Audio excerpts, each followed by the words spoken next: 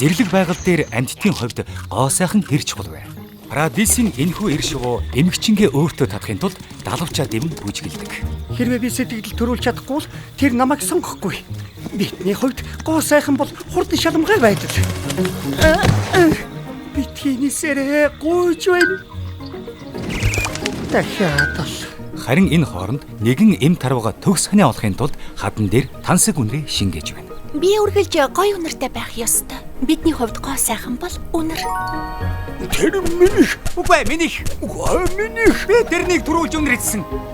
Ирчүүд ийм тэнэг штт. Африкийн саванад эр арслан чангаар архиран эрслэнгүүдтэй өөрийгөө хүчрхэг байгаагаа зарладаг. Бидний хувьд бол гоо сайхан хүч чадал. Одоо миний яахыг хар. За уучлаарай. Дахиад нэг явчих. Саяны жишээнүүд байгаль дээр амьтад гоо сайханд хэрэг чухалчдгийг харуулж байна.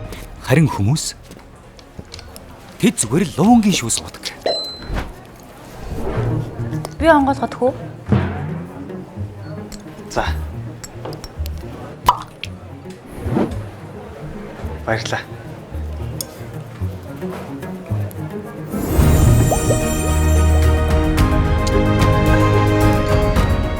Танилцж болох уу?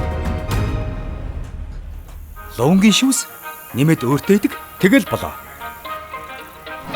Йоо, тэгэд луун идэж чадахгүйнүүд нь яах юм?